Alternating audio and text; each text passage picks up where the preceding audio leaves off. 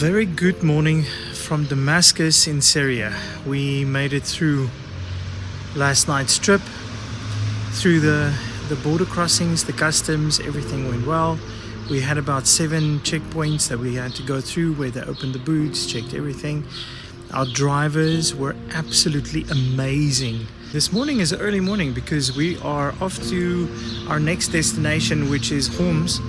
And that's about 2-3 hours to the north. We're taking public transport. We need to grab a taxi to the bus station, and then from there onwards.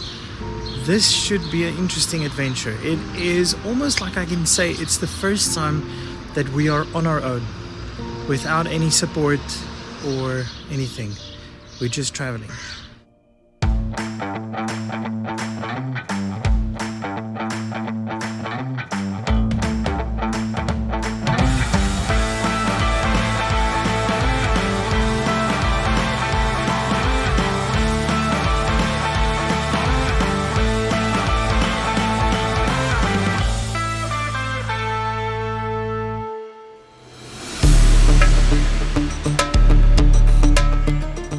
We have crossed the border and entered into the country of Syria. And although we stayed in Damascus for only one night, our destination is Homs, about 2.5 hours to the north of the city.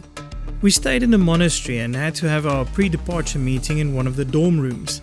To know what to expect and what to do along the way as we traveled north was the main focus of this meeting.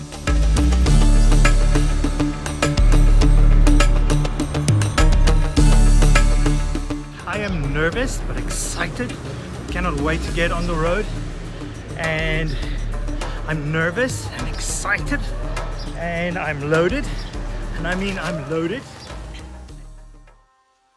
Before we hit the road, let's just check up on what has happened here in Syria over the last 12 years or so, and why the country is finding themselves in the spot they're in. From my point of view, it looks like so many different factions use Syria as a staging ground for their wars. And with the Arab Spring around 2011, the Syrian government pushed back, and this caused different resistance groups to establish a foothold in Syria. Yet the people that suffered the most were and are the normal everyday people, wanting to live their lives in peace, but was forced into this boiling pot of aggression. Again, just my point of view from the experience not only in Lebanon and Syria, but also other parts of the world as well.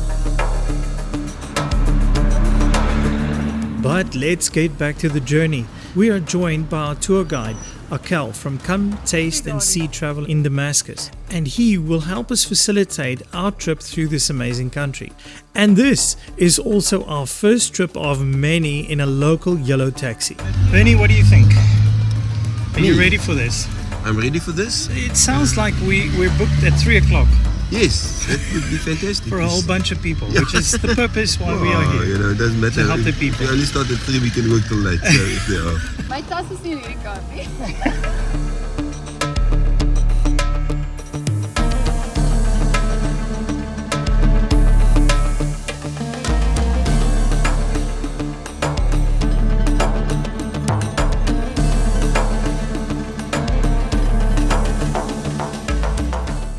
We are making our way to the bus station in Damascus, and from this point onwards, you might notice that I'm very careful of what, who, and where I'm filming. But I'm trying my best to get as much of the trip as I can. We're in the bus. Yes, we are.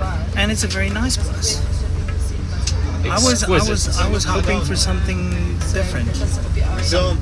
Something with all decorated bells and whistles and everything. But this is a VIP bus. This is a VIP bus. All the way to Homs. Not bad. Not bad at all.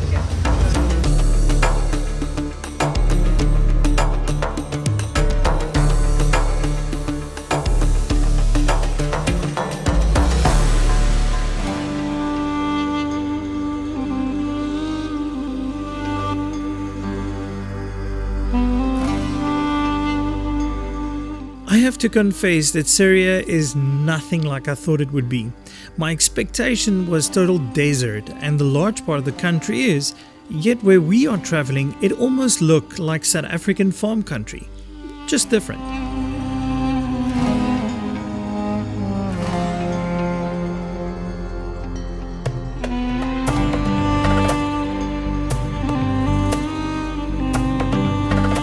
There was definitely signs of a devastating war as we drove through homes, but there were also a lot of rebuilding happening. And visibly, life goes on, with many little shops and businesses everywhere.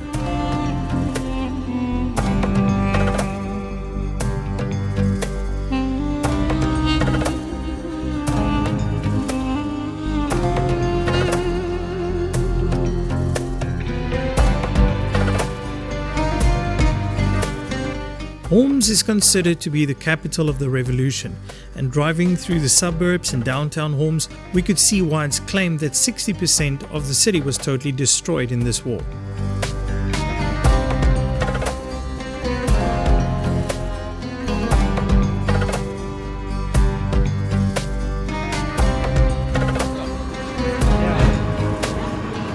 Yes, we arrived in Homs, a city that was destroyed.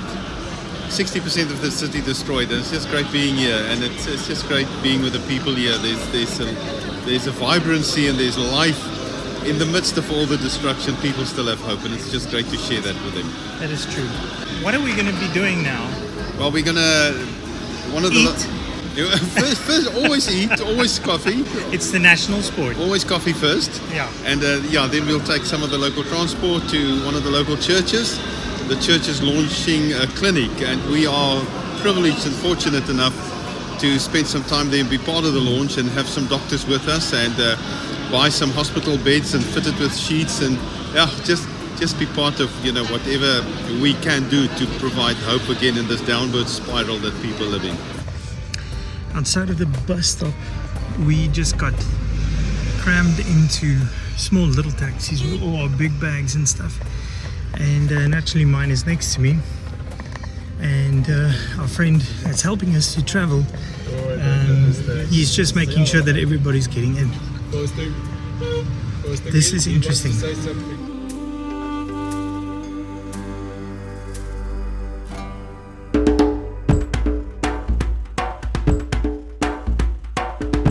This taxi ride proved to be one of the more interesting drives that we took on our adventure through Syria. It took us into an area that was totally destroyed. We drove through a couple of checkpoints and then got stuck at the final one.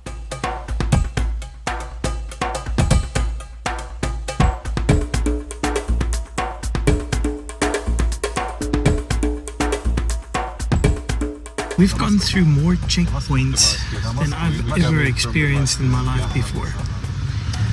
Currently we were stopped at one just before going into the area where the church is, and our guide, leader of the group, went in to explain to them what's going on, and he's staying away a long time. Turned out that one of the 4 taxis got separated from the group, and for security reasons we could not proceed until they rejoined the group again.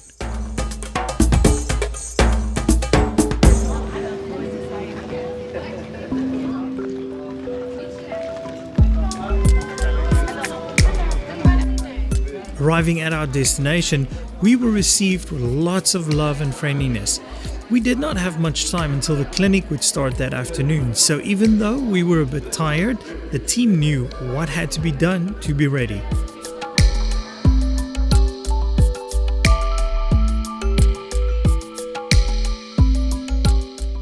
We have had a short breakfast slash brunch slash lunch, which was very good. I like the food here.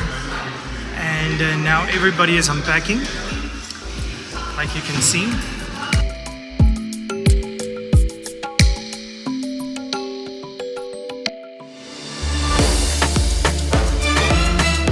In the next episode, we focus on the clinic here at the church in Homs. The doctors do what they love, and we go and explore our surroundings a little bit.